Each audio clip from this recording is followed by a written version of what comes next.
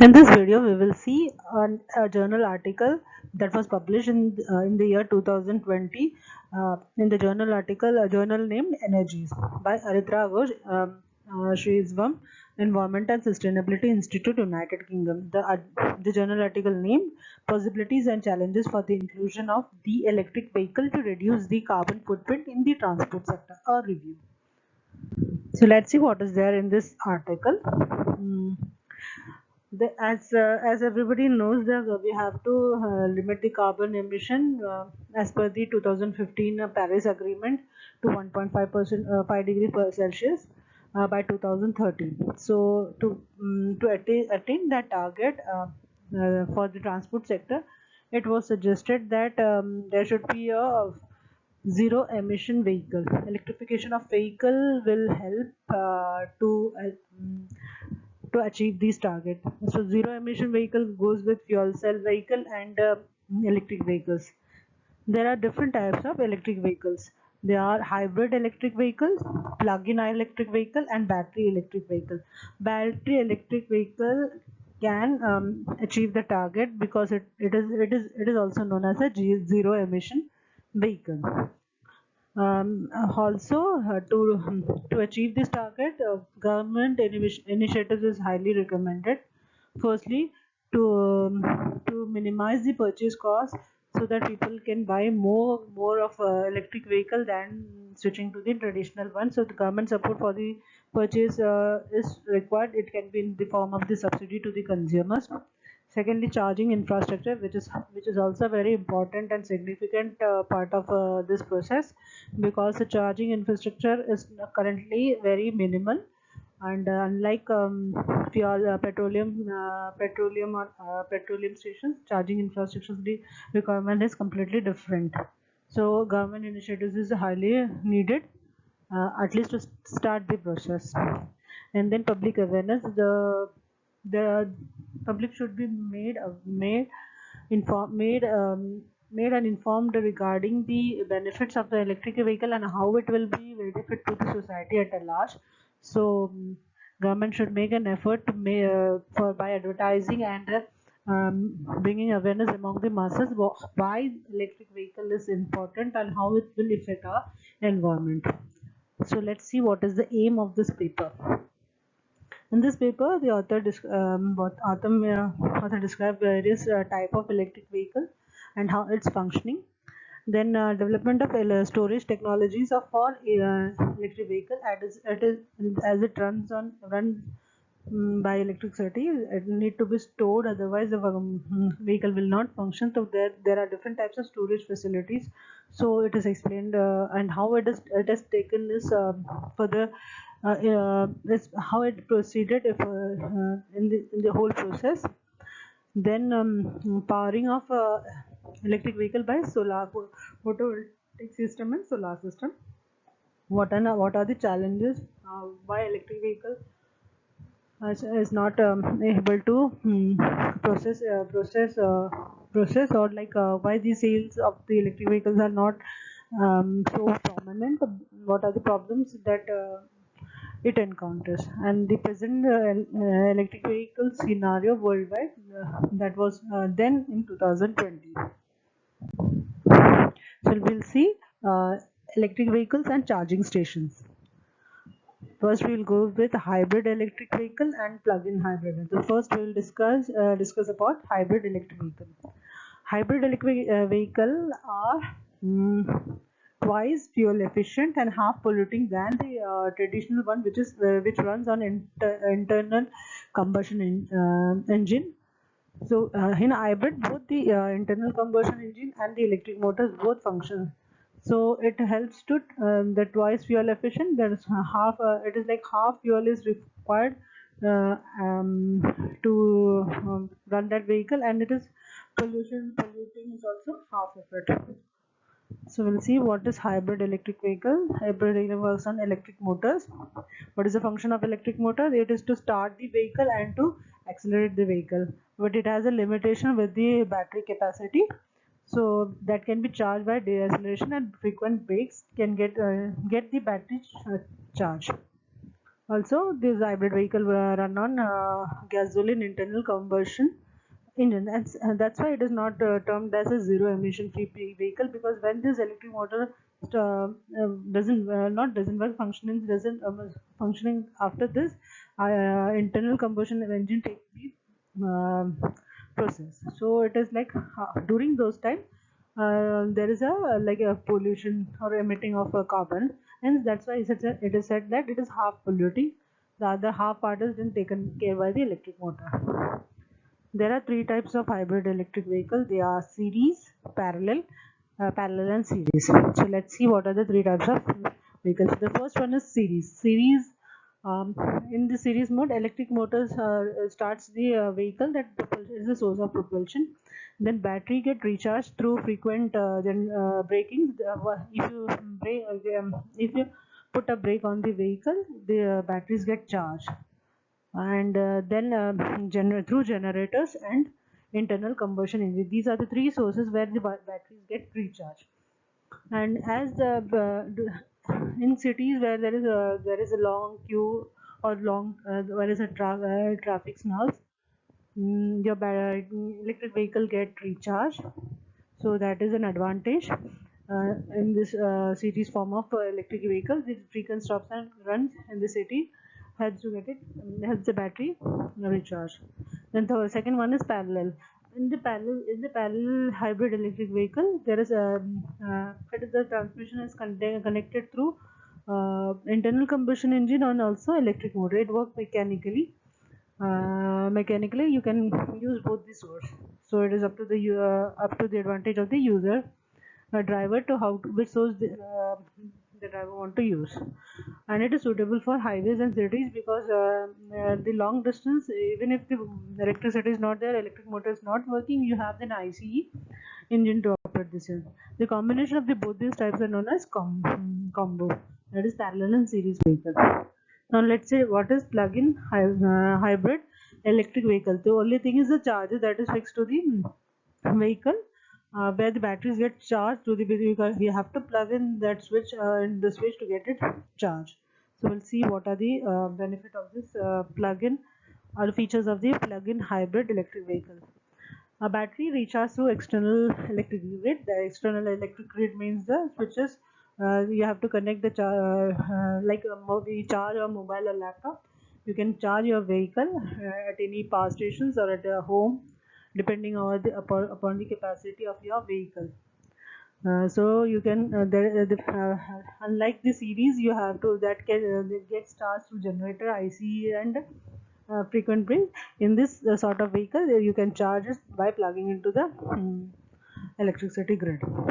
Secondly, this PHEV X denotes indicates a mile of electric grid. The ones that when your batteries are charged, so till but it indicates the kilometers it can go through using the electricity that is the electricity that the battery holds. Secondly, highly efficient internal combustion engine is there. If the motor is not working, you can switch on to the ICE. So it is efficient, and also there is the capacity of the batteries are very large. There are three types of plug-in hybrid electric vehicles. They are series, parallel, and combo. Secondly, in this vehicle there are two modes, that is charge depleting mode, that is like it start and it start with the electric mode, and this like if the battery the capacity is up to certain level, then it will it will go to power switch mode, and IC will take the control. That's known as charge depleting mode, and further that the electric motor will not work, because it keeps its reserve in it. That is a charge depleting. Charge sustaining mode, when the battery is low, and it will switch off to the IC mode to operate. Battery electric vehicle. In the internal combustion engine and tank is replaced by electric motor. So there is no tank and internal combustion. It is purely electric vehicle. Hence there is no carbon emission, and so, that's why it's called as a zero emission vehicle. The features of this vehicle is it can go, the range of a battery electric vehicle is 60 to 100 plus miles. and as there is no tailpipe, there is no emission, there is no problem with electric vehicle that it will emit carbon or greenhouse gas.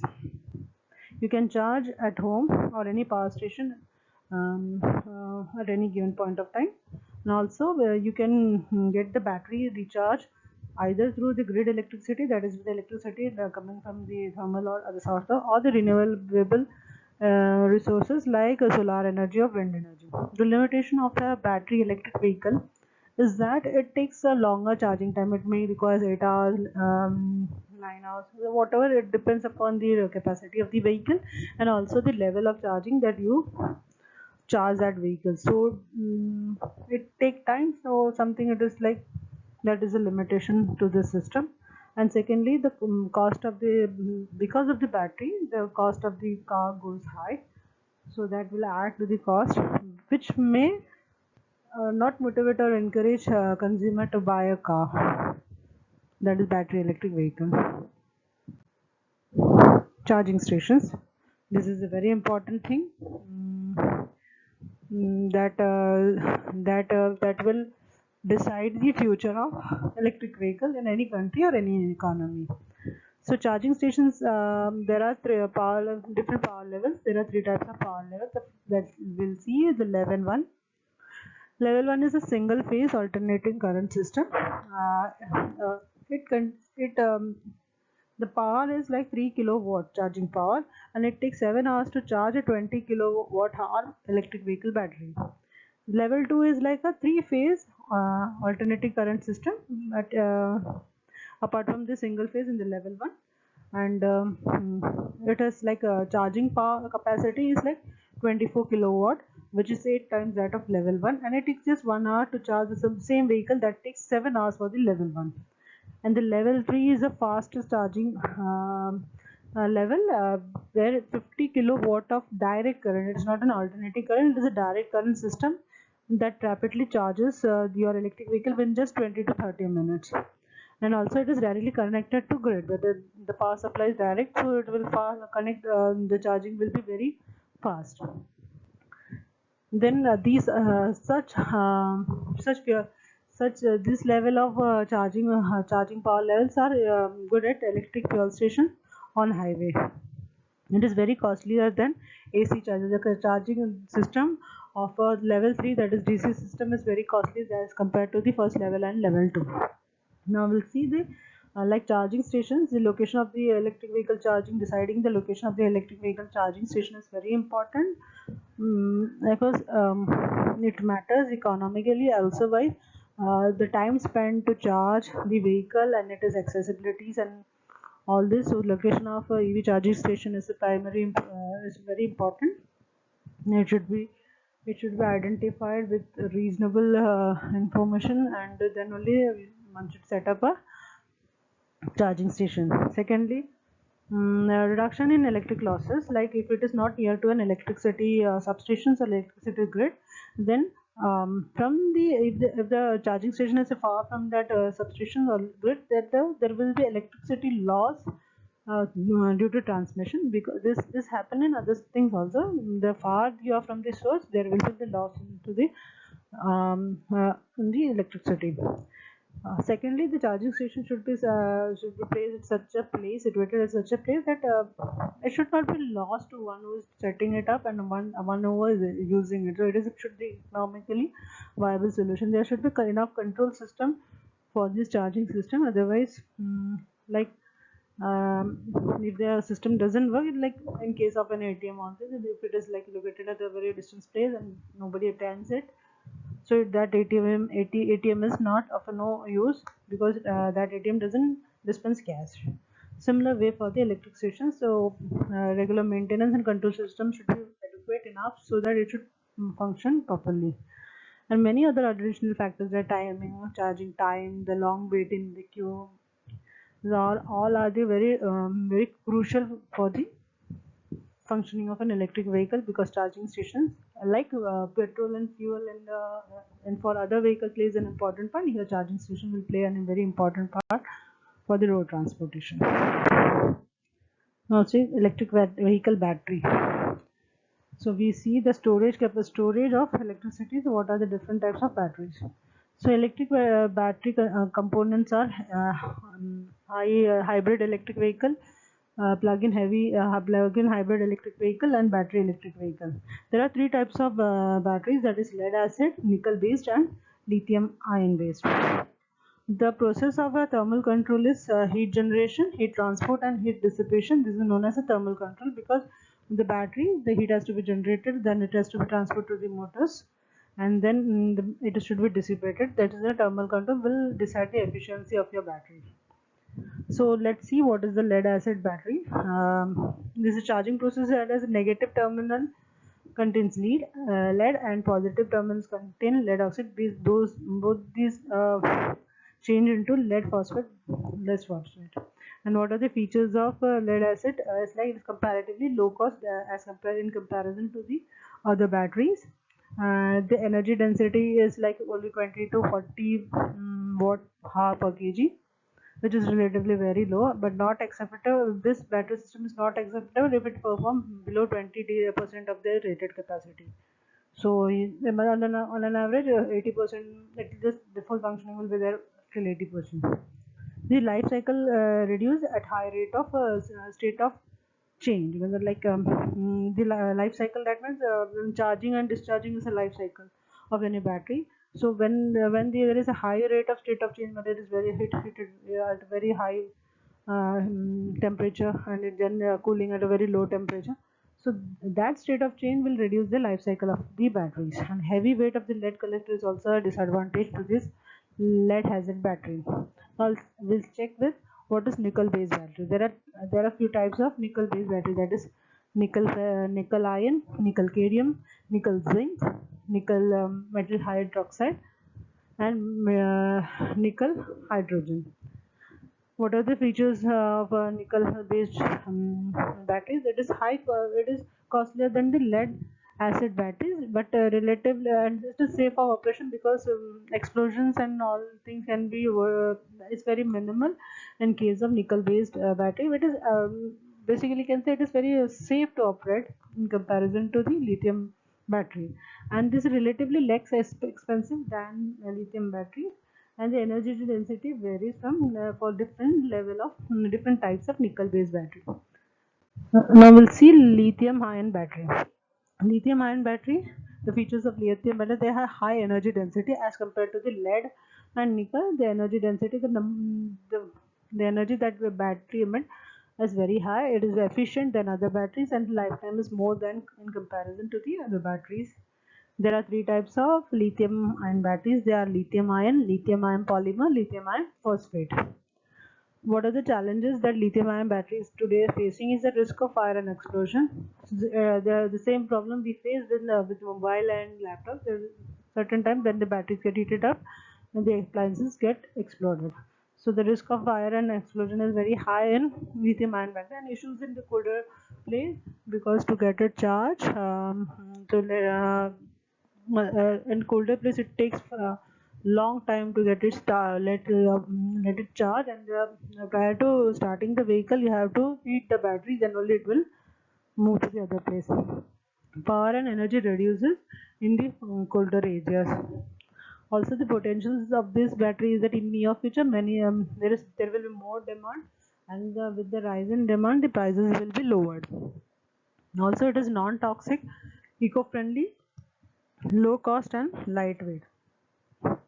The weight of the battery will decide the weight of the car. So more the heavier, little problems with that being heavy the vehicles are. So let's see what is the battery management system that comes with the lithium ion battery system. It helps in the cold region because we can understand when how much temperature is required to heat it up and cool it up. And there it acts as a guard against overcharging. Whether the charger we have to overcharge it, they show it the indicators that there is abuse or a short circuiting if we have a proper battery management system. It also regulates action, and it is very important for our electric vehicle because of this change in the temperatures and the explosive nature of the lithium.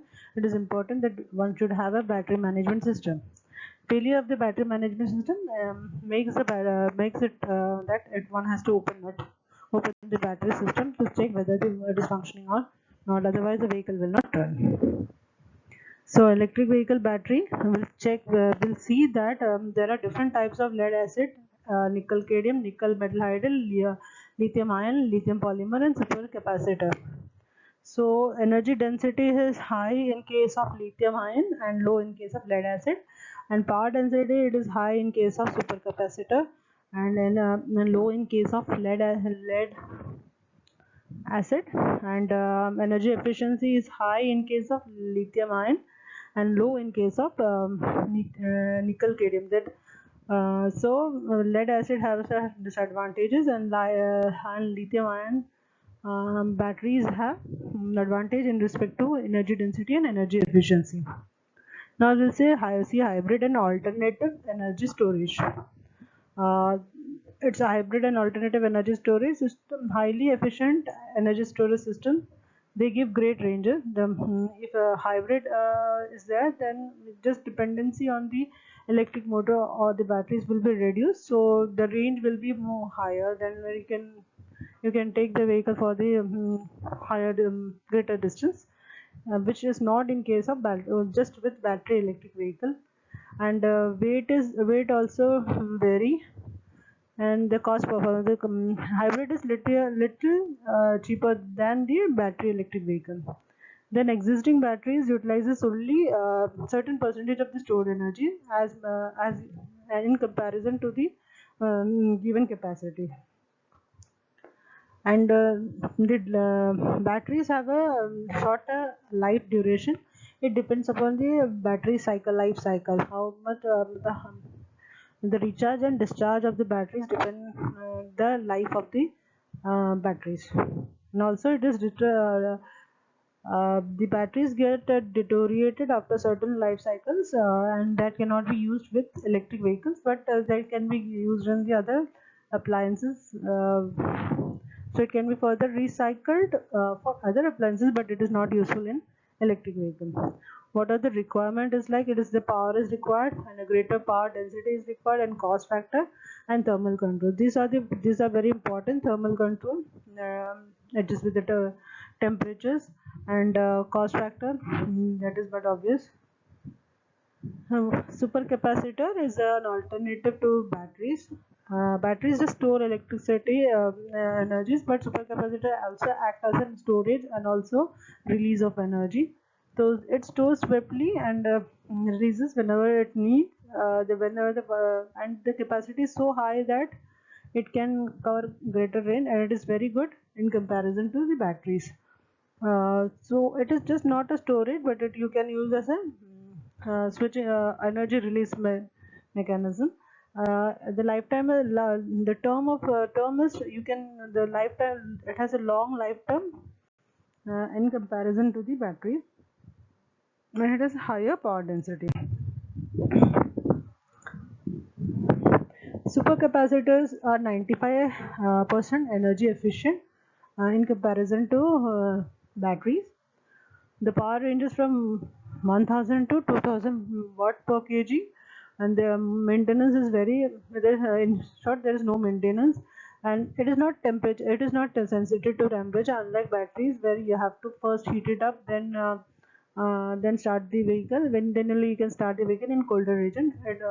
That is not the case with the supercapacitors, and their supply of electricity from the storage to the vehicle is much faster than in comparison to the other batteries. Now we'll see fuel cell. Fuel cell is where they transform chemical energy to electricity, and it requires little maintenance, and it is non-polluted because emission is not there, carbon emission is not there. Unlike the fossil fuel, petrol or diesel. The hybrid electric cars consist of fuel cell, battery, and supercapacitors. Fuel cell is the primary source of energy, directly produce energy, and which can be used to drive the vehicle. And the battery save the supercapacitor as a secondary source of energy to save the as a source of energy, and battery lower the cost of hydrogen fuel. Now, integration of a photovoltaic in EV. Photovoltaic means the solar, tapping the solar energy and using it now appliances it known as photovoltaic, but that can be used in electric vehicles also. It is as a potential source of green energy resources. If we charge our vehicles through electric grid, and we are using the thermal energy which is made up of coal, the carbon emission problem will not be sorted out, because the more EVs will come, more demand for electricity will increase. That simultaneously put pressure on the coal, and which will give rise to more carbon emission. So it has the solar panels have a potential green source energy, and but obviously it is a clean source of energy. Emission is very lesser in comparison to other sources. Also, with the awareness and the initiative by the government, there is an increase in demand for solar energy, electricity through solar energy. More the increase in demand, the cost has come down. Now let's see with the what is the problem with grid electric system. It is unstable, like it depends upon the supply through the main source, so there is an instability.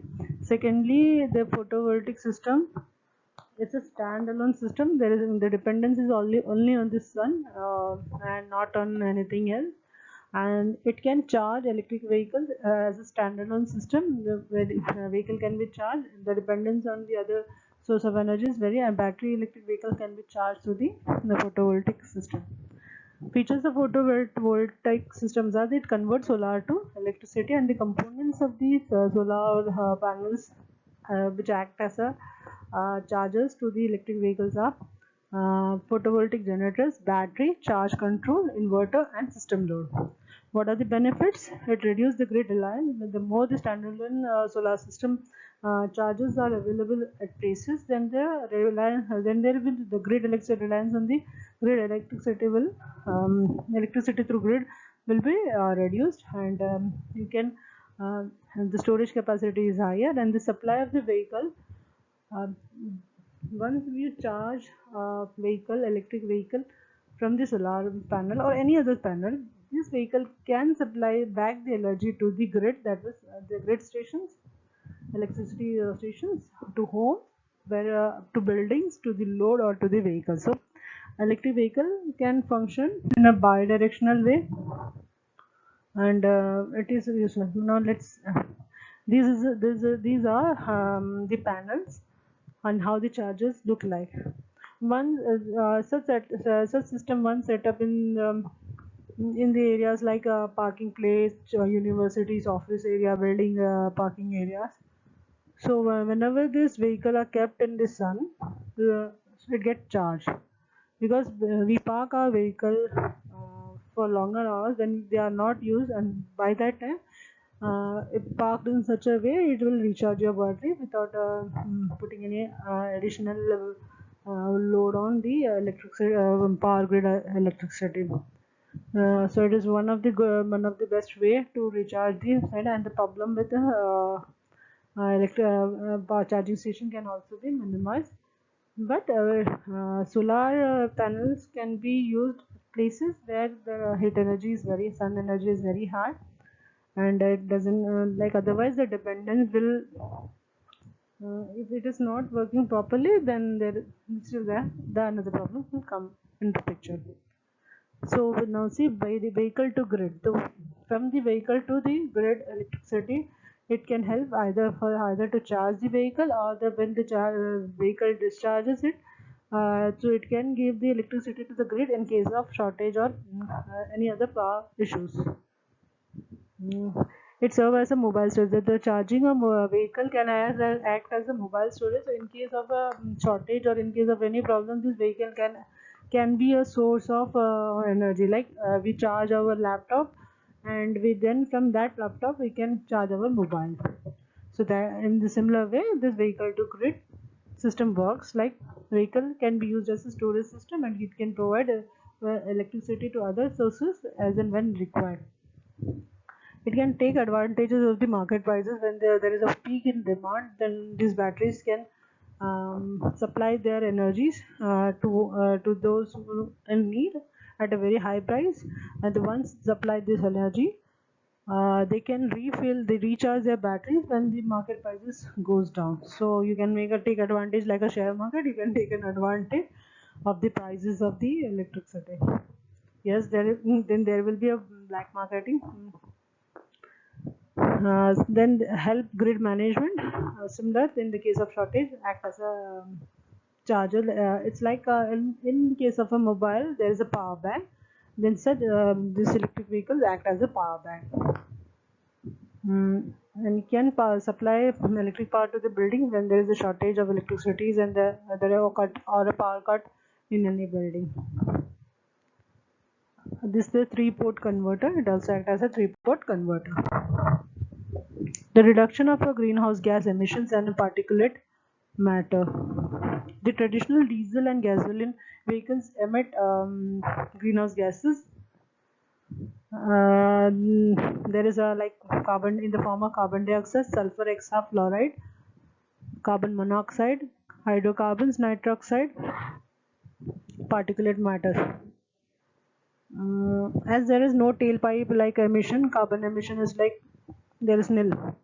Through this vehicle movement, there is no exhaust, no carbon emission, because there is no tailpipe. And because of this, European Union save average of 50 to 60% of emission. Electric vehicle and grid energy. Emission from the grid energy is higher when you use electricity directly, but through thermal energy. So there is a carbon emission problem. But if you use linear power, then that can be minimized.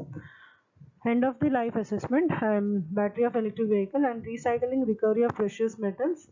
Once the battery from life is end, we can recycle it, and we can extract the rare minerals from the lithium battery, like lithium, cobalt, etc. Some are very rare material and it will benefit, but some are very harmful chemicals, so the care should be taken what has been extracted, and it should not be harmful and hazardous. Let's see particulate matter. They are termed as particulate matter 2.5 and PM10. These are the dust that has been created, dust pollution, movement of the vehicle, all this. These particles are the suspended particles in the air of little particles, dust particles. They are the reason for chronic illness among the masses.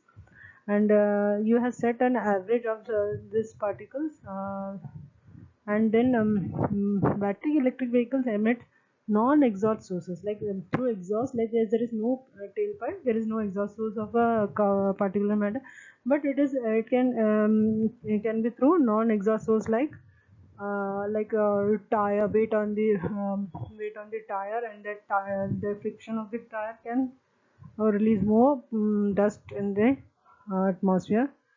So these are it is clear that battery electric vehicle don't emit any greenhouse gas through through exhaust system, but because of the weight of the vehicle, the tire wears, and that give rise to particulate matter, but that is very insignificant, that can be considered. Now let's see what are the challenges in an electric vehicle uptake. There are 3 types of challenges. One is technical, one is government, another one is consumer awareness. So we'll see the technical side. Driving range lower than provided by the firm. The firm specifies certain driving range, but it doesn't cover that. It comes short of that. So that is also a problem. That is a challenge. And what mentioned in the by the firms are not the actual picture. Secondly, at certain places there is very ultra charging facilities, but the EV models are not compatible with that charging system. So, despite of having high charges, it is of no use to the vehicle owner, as that model cannot take that fast charging methods. Sometimes because of the charging, as charging takes hours to get the vehicle charged, and if the demand for the charging is high, then you have to wait for longer time and queue the charging station. It is also there in case of the traditional and conventional vehicle, but it is like the fuel to fill a tank of fuel. It doesn't take that much time. Like that the line waiting period in the queue will be minimum. It's not higher as compared to the electric vehicle. Battery swap can be done like a refilling cylinder. If that provision is there, then it will be helpful. But currently it is not there at certain places, so that can be done. Lack of the plug-in vehicles depends. The connectors to these plug-in vehicles differ with the models, so it is not standardized. You have the plug-in system with different model for different model, and the EV have the different model, and that plug-in system is not compatible with that model, so that will not help the vehicle to get charged. So there is a lack of universal connector that likewise we have in the mobile, that is, now it is like C1 and we have that particular type of charger. So there is an issue with this. So it has to be made harmonize the standard for charging, so that every charger can charge the electric vehicle accordingly. Challenges in EV uptake, consumer behavior. There are various factors that decide the EV buying of EV, be age, gender, place, urban place, etc. Some well-educated and technical person prefer electric vehicle in comparison to other people, and the pricing depends. But certain people prefer, who is environmentally aware, do prefer to expend more in comparison to the others who are not that aware. Though the prices are high, it depends. Charging issues are always a factor returning to be resolved.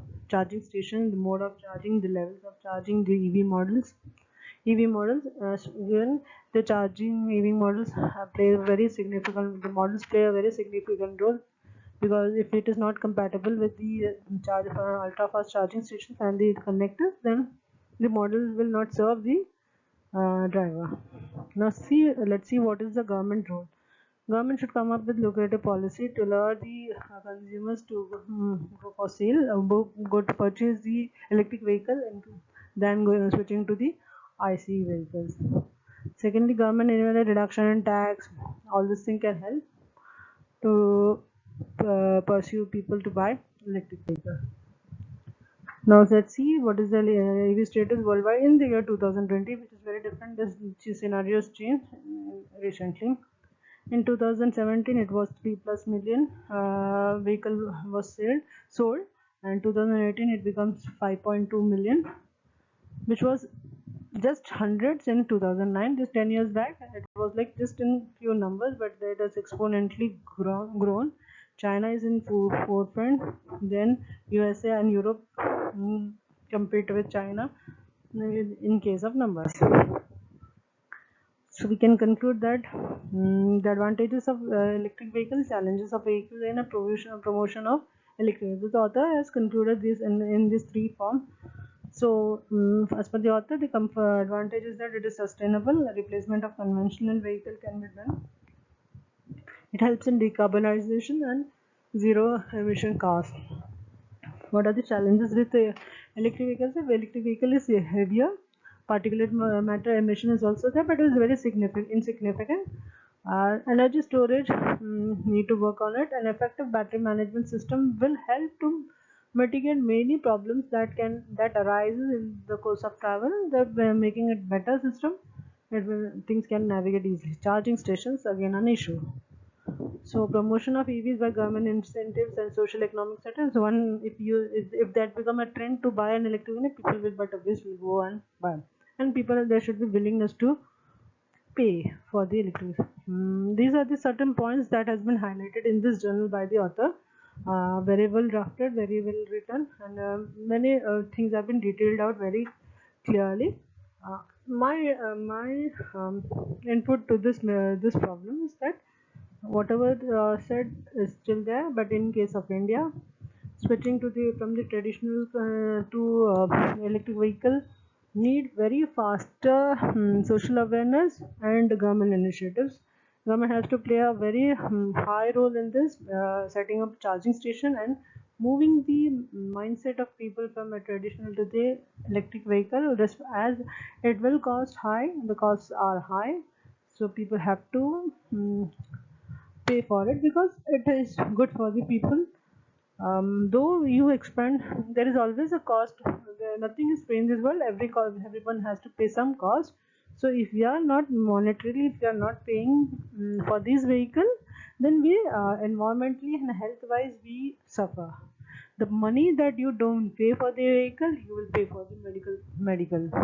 So somewhere or other we pay the price in one form or other form. It is not like it appears monetarily, it appears free, but some cost, social and economic cost, is always there.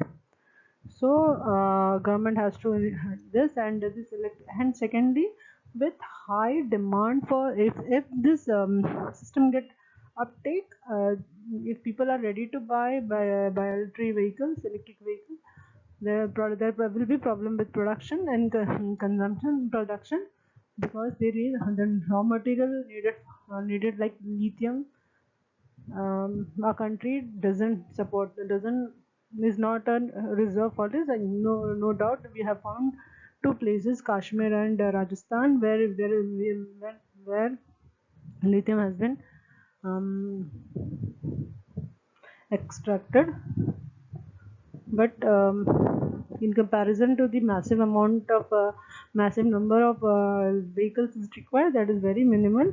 And secondly, China stand ahead in supply of battery, so dependence in China will increase if no other, and export of the raw material will add to the deficit problem in our country. Like we are going with the fossil fuel, we are uh, paying for it. Likewise, we need to pay for the lithium if we import from other countries, or we import the battery from China. So like the solution need to be worked out. That can be done in near future. Yes, people are working on it. Things will go. Thank you.